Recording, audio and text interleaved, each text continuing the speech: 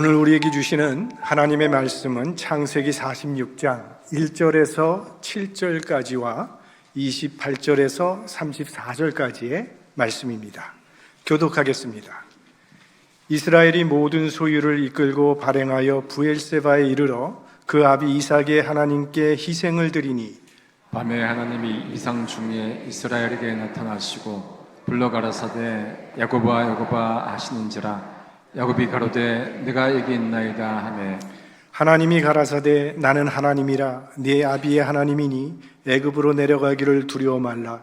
내가 거기서 너로 큰 민족을 이루게 하리라. 내가 너와 함께 애굽으로 내려가겠고 정녕 너를 인도하여 다시 올라올 것이며 요셉이 그 손으로 내 눈을 감기리라 하셨더라.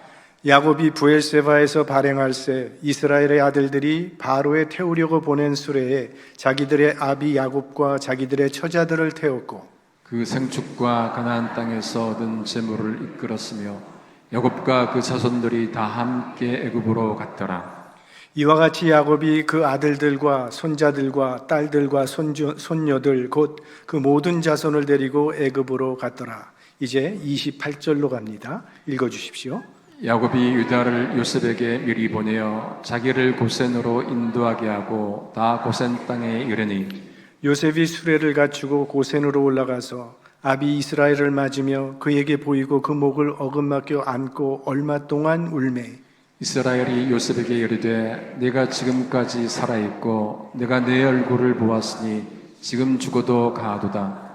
요셉이 그 형들과 아비의 권속에게 이르되 내가 올라가서 바로에게 고하여 이르기를 가나안 땅에 있던 내 형들과 내 아비의 권속이 내게로 왔는데 그들은 목자라 목축으로 업을 삼음으로 그 양과 소와 모든 소유를 이끌고 왔나이다 하리니 바로가 당신들을 불러서 너희의 업이 무엇이냐 묻거든 당신들은 고하기를 주의 종들은 어렸을 때부터 지금까지 목축하는 자이온데 우리와 우리 선조가 다 그러하니이다 하소서. 애굽 사람은 다 목축을 가증히 여기나니 당신들이 고센 땅에 거하게 되리이다. 아멘. 이제 야곱은 요셉의 초청을 받고 애굽으로 이민을 떠납니다. 가나안 땅에서 얻은 모든 소유와 자손들을 이끌고 애굽을 향해 가던 도중 이 브엘세바라는 곳에 멈추어 서서 하나님께 제단을 쌓습니다. 1절 말씀입니다. 이스라엘이 모든 소유를 이끌고 발행하여 브엘세바에 이르러 그 아비 이삭의 하나님께 희생을 드리니 브엘세바는 조상 대대로 유서 깊은 장소입니다. 야곱의 할아버지 아브라함이 단을 쌓았던 곳이기도 하고 그의 아버지 이삭이 이곳에서 또 단을 쌓았습니다. 야곱이 지금 브엘세바에서 하나님께 제단을 쌓는 것은 한 두 가지 정도로 그 이유를 생각해 볼 수 있습니다. 먼저는 이건 감사의 제단입니다. 그동안 야곱은 요셉이 죽은 줄 알고 있었는데 죽은 줄 알았던 요셉이 살아있을 뿐만이 아니라 애굽의 총리가 되었다는 믿기 힘든 소식을 접했습니다. 그리고 지금 그 아들을 만나기 위해서 내려가고 있는 중입니다. 이에 야곱이 하나님의 은혜에 감사해서 지금 감사의 제단을 쌓는 겁니다. 우리 트래픽 아워에 걸리게 되면 차들이 밀리니까 차도로 들어오고 싶어도 들어올 수가 없어서 한참 동안 기다려야 되는 그런 경우가 종종 생깁니다. 그렇게 한참을 들어오지 못하고 기다리고 있는 운전사가 보기 딱해서 들어올 수 있도록 양보를 해주면요, 보통은 손으로 이렇게 감사의 표시를 잠시 하고 들어오죠. 상대방의 친절을 인정해주는 행위입니다. 그러면 친절을 베푸는 자도 기쁘고 친절을 받는 자도 기쁘죠. 근데 어떤 때는 정말 얌체처럼 쳐다보지도 않고 당연하듯이 들어와서 가버리는 그런 사람들도 있습니다. 그럴 때는 좀 괘씸하다는 생각이 들 때도 있습니다. 이 감사는 상대방의 가치를 인정해주는 행위입니다. 감사합니다라는 말을 들을 때 우리가 기쁜 것은 내 가치가 인정받고 있기 때문이죠. 이렇게 감사는 베푸는 자와 받는 자와의 인격적인 관계를 형성해 줍니다. 하나님께 감사하는 것은 내 삶에 베푸신 하나님의 은혜를 은혜로 인정하는 믿음의 행위입니다. 하나님을 하나님으로 인정하는 행위가 바로 감사라는 겁니다. 자, 한번 물어보겠습니다. 트래픽 아워가 됐는데 여러분이 얼마 전에 양보를 해줬더니 얌체처럼 당연하듯이 들어가 버렸던 그 사람이 똑같은 장소에서 또 기다리고 있다면 여러분은 양보해 주시겠습니까? 또 내가 양보해 줬을 때 정말 감사를 표시하면서 갔던 그 사람이 똑같은 장소에서 또 자동차가 막혀서 기다리고 있다면 어떻게 하실 것 같습니까? 당연히 감사할 줄 아는 사람에게 마음이 가게 마련입니다. 분명한 것은 하나님께 감사하며 살아가는 사람은요, 감사의 조건이 점점 더 많아지고 감사를 잊고 살아가는 사람은 감사할 조건이 점점 더 적어진다고 하는 사실입니다. 지금 두 곳에서는 큰 전쟁이 일어나고 있죠. 이스라엘과 팔레스타인 하마스가 전쟁 중에 있고 또 오래전부터 우크라이나와 러시아가 전쟁 중에 있습니다. 우리가 아침에 일어나서 시원한 아침 공기를 마시며 공원을 산책할 수 있고 또 일터에 나가기도 하고 친구를 만나서 이야기를 하고 저녁 때가 되면 가족들과 식탁에 둘러앉아서 그동안 그날 있었던 일들을 서로 이야기를 나누고 또 친구들과 함께 여행을 다닐 수 있는 이런 모든 것들이, 이런 일상이 지금 전쟁 가운데 있는 그 사람들에게는 간절히 바라는 소원일 것입니다. 사실 우리들도 몇 년 전에 이 팬데믹 기간 동안에 이 평범한 일상이 우리의 간절한 소원이 되었던 그런 경험을 가지고 있지 않습니까? 지금 우리가 누리고 있는 모든 일상이 다 하나님의 은혜의 선물이라는 겁니다. 복음성가 그 가사처럼 내가 누려왔던 모든 것들이 당연한 것 아니라 은혜였소. 11월은 감사의 계절입니다. 여러분의 삶 가운데 감사의 열매가 풍성한 계절이 되기를 축원합니다. 그 다음에는 이 제단은 하나님의 뜻을 확인하기 위한 제단입니다. 이 부엘사바라고 하는 지역은 가나안 땅과 애굽의 국경 지역에 있습니다. 이제 이곳을 넘어가면 애굽이 되는데 야곱은 초청 비자는 받았지만 과연 애굽으로 이민 가는 것이 하나님의 뜻인지를 확인하기 원했다는 것입니다. 왜? 가나안은 조상 대대로 하나님의 약속이 있는 땅이기 때문에, 그래서 이 약속의 땅을 떠난다고 하는 것이 과연 하나님의 뜻인지 그게 갈등이 되었기 때문에 지금 하나님의 인도하심을 구한 것입니다. 그럴 만한 충분한 이유가 있죠. 야곱의 할아버지였던 아브라함은 기근 때 애굽으로 내려갔다가 자기 아내를 빼앗기는 봉변을 당한 후에야 이것이 하나님의 뜻이 아니라는 것을 깨닫고 다시 가나안 땅으로 돌아온 적이 있습니다. 또 야곱의 아버지 이삭도 기근 때 애굽으로 내려가려고 했는데 하나님께서 못 가도록 가로막으셨습니다. 그러니 야곱이 지금 애굽으로 내려가고는 있지만 마음의 불안감을 떨칠 수가 없었던 겁니다. 그래서 국경을 넘기 전에 하나님의 뜻이 어디 있는지를 알기 위해서 제단을 쌓은 겁니다. 우리들도 어떤 결정을 앞에 놓고 갈등할 때가 많이 있지 않습니까? 내가 이 사업체를 인수하는 것이 과연 하나님이 원하시는 뜻인지, 내가 이 사람과 결혼하는 것이 하나님의 뜻일까?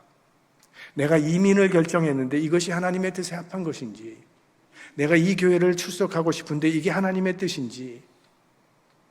하나님의 백성들은 무슨 일을 하든지 하나님보다 앞서지는 말아야 합니다. 먼저 하나님의 뜻을 물어야 합니다. 그리고 그 나를 향한 하나님의 뜻을 확신하게 될 때는 마음에 평화가 임하게 되고 두려움이 사라지게 되죠.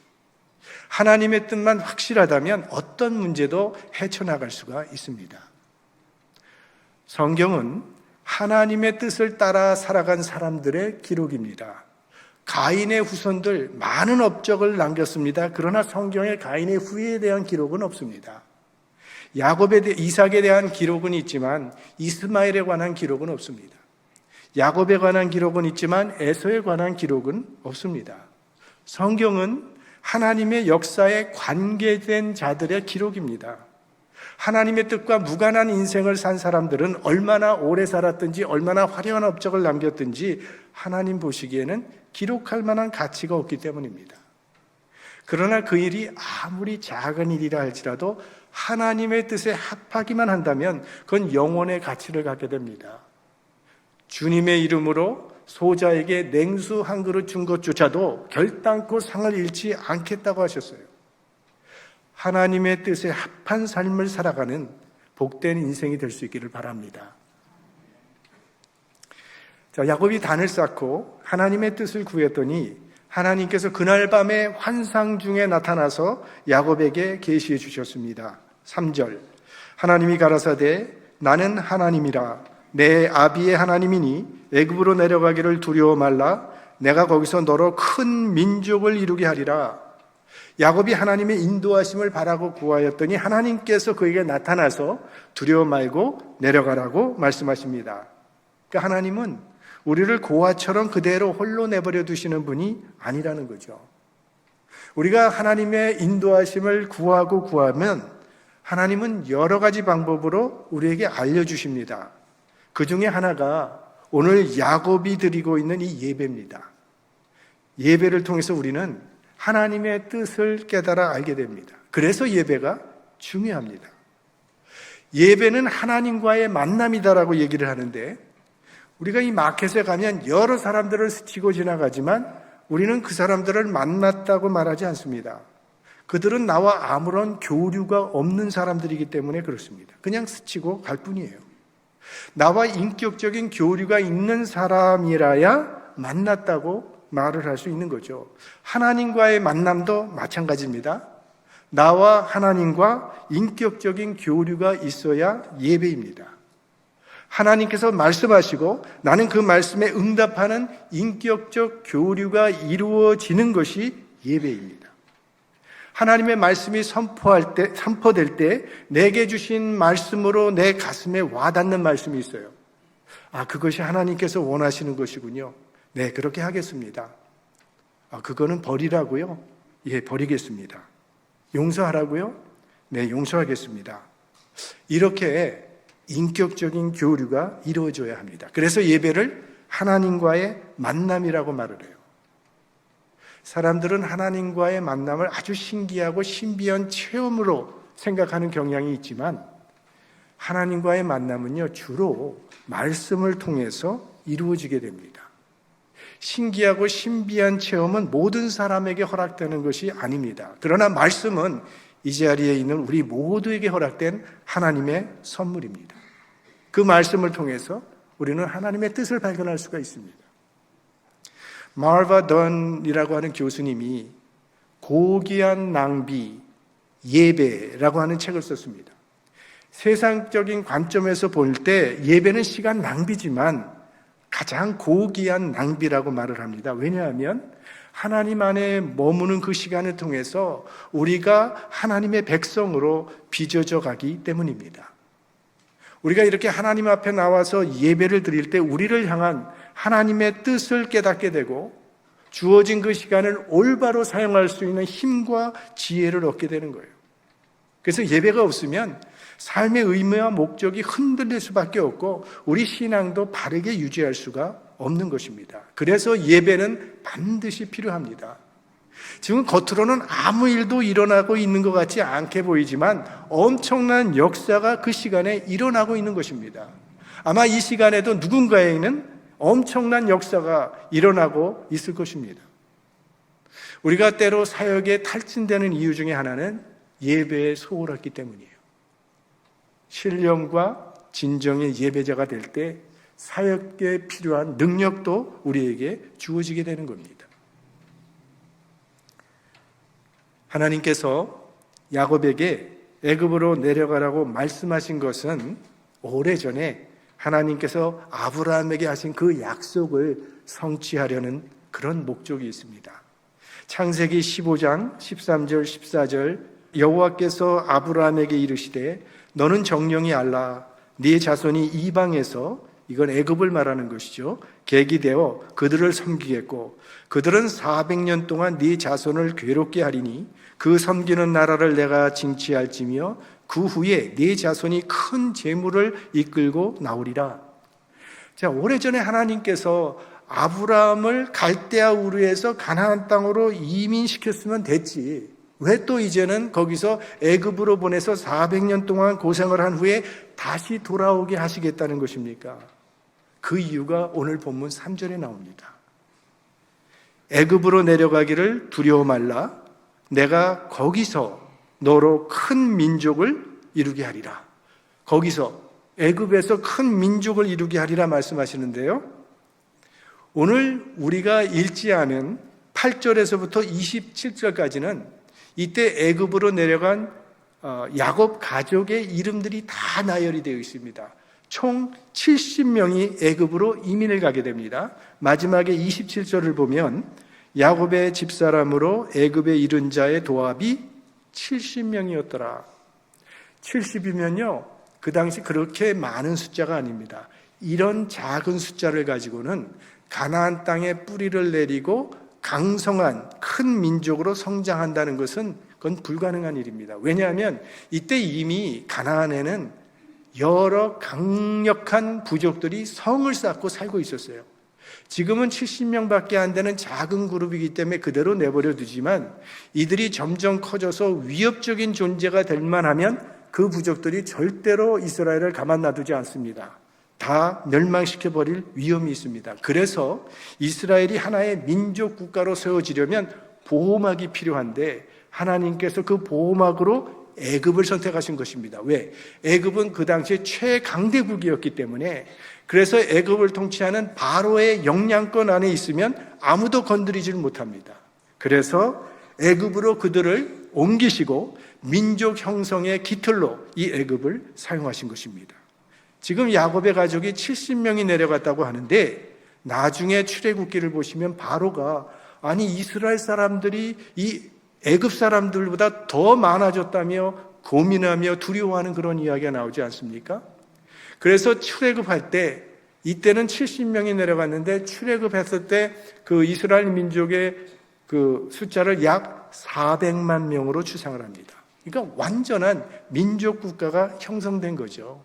이제는 스스로를 지킬 수 있는 힘이 그들에게 생긴 겁니다. 그래서 역사학자들은 이스라엘 백성들에게 있어서 이 애굽이라고 하는 것은 인큐베이터라고 그렇게 말을 해요. 참 오묘하신 하나님의 섭리죠. 중요한 것은 왜 하나님께서 이스라엘로 큰 민족이 되게 하셨는가 하는 것입니다. 너희가 강해져서 주변의 나라를 지배하면서 큰 민족이 된 것을 자랑스럽게 생각하면서 잘 먹고 잘 살라고 그렇게 한 게 아니라는 거예요. 그들을 통해서 세계 모든 열방에 하나님의 복음을 전파하기 위해서 하나님께서 그들을 큰 민족으로 만드신 겁니다. 그게 바로 하나님께서 아브라함을 부르신 목적이었어요. 창세기 12장 내가 너로 큰 민족을 이루고 네게 복을 주어 네 이름을 창대케 하리니 너는 복의 근원이 될지라. 땅의 모든 족속이 너를 인하여 복을 얻을 것이니라. 너희를 큰 민족으로 만드는 이유는 땅의 모든 민족이 너희로 인하여 복을 받게 하기 위해서 내가 너희를 지금 애굽으로 옮기고 나중에 큰 민족이 되게 하려는 것이라고 하나님께서 말씀하고 계신 겁니다. 이스라엘 백성을 애굽에 데려다 놓으시고 기르신 것처럼 우리들을 미국 땅에서 하나님의 백성으로 기르고 있습니다. 왜 그렇게 하시는 것입니까? 잘 먹고 잘 살고 좋은 구경하라고 그렇게 하시는 것입니까? 이곳에서 신앙의 힘을 길러서 열방에 복음의 씨를 뿌리게 하시려는 하나님의 뜻인 줄 믿습니다. 믿음은 하나님의 꿈을 나의 꿈으로 삼고 살아가는 것입니다. 아메리칸 드림이 아니라 God's dream. 우리는 열방을 향한 하나님의 꿈을 꾸며 살아야 합니다. 하나님의 꿈은 나이가 상관이 없어요. 아브라함은 75세에 하나님의 꿈을 꾸기 시작했고 모세는 80세에 하나님의 꿈을 꿨어요. 하나님의 꿈을 꾸고 그 꿈을 품으며 살면 하나님의 때가 되면 하나님께서 이루어 주신다는 것입니다. 내 때에 이루어지지 않으면 내 후손의 때라도 이루어 주실 것입니다. 아브라함과 이삭과 야곱에게 주신 이 열방을 향한 하나님의 꿈을 우리들도 꾸며 살아갈 수 있기를 바랍니다. 하나님께서 야곱에게 가라고 말씀하시면서 약속을 주십니다. 4절 내가 너와 함께 애굽으로 내려가겠고 정녕 너를 인도하여 다시 올라올 것이며 요셉이 그 손으로 네 눈을 감기리라 하셨더라. 내가 너와 함께 내려갈 것이고 널 다시 가나안 땅으로 올라오게 할 것이며 네 아들 요셉이 네 눈을 감기리라 약속하십니다. 자, 이 하나님의 약속은 두 가지 차원에서 성취가 되는데 하나는 개인적인 차원입니다. 이 말씀을 얼핏 보면 야곱이 살아서 다시 가나안 땅으로 돌아오는 것 같이 들릴 수도 있지만 야곱은 다시는 가나안 땅을 밟지 못하고 애굽 땅에서 죽습니다. 그리고 요셉이 그 야곱의 시신을 메어다가 저 가나안 땅에 무덤으로 이 말씀이 성취됩니다. 야곱의 인생이 그렇게 전개될 것이라는 것은 아무도 알지 못했습니다. 아브라함도 이삭도 야곱도 약속의 성취는 보지 못하고 죽음을 맞이했습니다. 그러나 그들은 다 믿음을 따라 죽었으며 약속을 받지 못했음에 그것들을 멀리서 바라보고 환영했다고 성경은 증거하고 있어요. 그들은 하나님께서 하나님의 때에 약속을 성취하실 것을 신뢰하는 믿음으로 살았고 믿음으로 죽었다는 그런 말씀입니다. 우리도 마찬가지입니다. 하나님께서 우리의 인생의 결론을 어떻게 맺어주실지 우리는 아무도 모릅니다. 그래서 삶의 현장에서 늘 하나님을 신뢰하고 하나님의 인도하심에 순종하는 삶을 살아갈 뿐입니다. 또 이 약속은 민족적으로 성취가 돼요. 이제 야곱의 후손들이 400년 후에 출애굽한 후에 다시 가나안 땅을 정복하게 되지 않습니까? 이거 보면 하나님의 말씀은 1.1획도 틀림이 없습니다. 한번 말씀하시면 반드시 그대로 이루어집니다. 그래서 우리는 하나님의 말씀을 신뢰할 수 있는 거죠. 성경 말씀을 의심 없이 믿으십시오. 하나님의 약속은 믿고 순종하는 자에게 그대로 이루어지게 되는 겁니다. 이제 마지막으로 28절에서 34절까지는 이제 22년 만에 야곱과 요셉이 다시 만나서 눈물을 흘리는 장면과 이제 야곱의 가족들이 고센 땅에 정착하게 되는 그 경위를 설명하고 있습니다. 29절, 요셉이 수레를 갖추고 고센으로 올라가서 아비이스라엘을 맞으며 그에게 보이고 그 목을 어금맞겨 안고 얼마 동안 울매. 야곱의 생애에 가장 사랑했던 사람이 두 사람이었습니다. 하나는 라헬, 또 하나는 라헬이 낳은 아들 요셉. 라헬은 일찍 죽고 요셉은 사라진 지 20년이란 세월이 흘렀어요. 죽었다고 생각한 그 요셉이 살아있다는 것만 해도 너무나도 기쁜 일인데 애굽의 총리 대신이 되었다니 얼마나 기뻤겠습니까? 22년 만에 만나서 아무 말도 하지 못하고 그저 눈물만 흘리고 있을 뿐입니다. 마치 우리 남북 이산 가족이 만날 때 보면 그저 눈물바다가 되는 것과 똑같은 그런 광경이 벌어지는 것이죠. 이 야곱과 요셉의 만남은 우리가 하늘나라에서 다시 만나게 될 성도들의 그림자입니다. 우리가 믿는 기독교는 소망의 종교입니다. 죽음으로 끝나는 게 아니에요. 죽음 이후에 영원한 세계가 우리를 기다리고 있습니다. 여러분들이 그렇게 만나고 싶어하는 분들이 있을 거 아니에요. 부모님일 수도 있고 남편일 수도 있고 아내일 수도 있고 그게 내 친구일 수도 있고 다시는 볼 수 없는 줄로 알았던 그 사람이 나팔 소리가 나면 호련히 약속 장소에 나타난다는 거예요. 그 본향에서 다시 만나 영원히 주님과 함께 살게 될 것입니다. 이것이 우리의 산소망이죠. 30절 말씀, 이스라엘이 요셉에게 이르되 내가 지금까지 살아있고 내가 네 얼굴을 보았으니 지금 죽어도 가하도다. 지금 죽어도 가하도다. 야곱의 인생이 이 한 줄로 지금 정리되고 있는 겁니다. 야곱은 그동안 자신은 늘 부족하고 초라하다고만 생각하며 살아왔는데 돌아보니까 하나님께서 자기를 버리지 아니하셨고 여기까지 인도해 주셨음을 이제 깨닫게 된 겁니다. 그래서 지금은 죽어도 가하도다. 우리들도 마지막에 이런 고백을 할 수 있다면 얼마나 좋겠습니까? 하나님, 죽어도 여한이 없습니다. 내 영혼을 받아주시옵소서. 우리들도 야곱처럼 평생에 우리에게 베푸신 그 하나님의 은혜를 감사하는 아름다운 종말이 될 수 있기를 소망합니다. 요셉은 아버지와 형들을 위해서 이제 고센 땅을 택하여 줍니다. 그 이유가 있어요. 먼저는 이 고센 땅은 아주 비옥합니다. 그리고 풀이 많습니다. 그래서 목축하기에는 최고예요. 그런데 그보다 더 중요한 이유가 하나 있는데 그건 종교적인 이유입니다. 애굽 땅에서 이 고센이라고 하는 곳은 조금 격리되어 있는 곳이기 때문에 애굽인들과 섞이지 아니하고 자신들의 종교적인 순결을 지키기에 아주 알맞은 땅이 바로 이 고센 땅입니다. 그래서 요셉이 자기 가족들에게 바로 왕과 인사할 때 혹시 바로 왕이 직업을 물으면 우리는 조상 대대로 목축업자입니다라고 대답하게 합니다. 왜냐하면 애굽 사람들은 목축업을 대단히 천하게 여깁니다. 그래서 상종을 하지 않습니다. 같이 있기를 원치를 않아요. 그러니까 애굽 땅에서 살지만 격리되어서 애굽인들과 섞일 때 올 수 있는 민족적인 혼잡, 또 종교적인 혼잡을 피할 수 있기 때문에 고센 땅을 택한 거예요. 만약 이스라엘 백성들이 애굽 사람들과 동화돼 버리면 여호와 신앙을 잃게 될 수도 있습니다.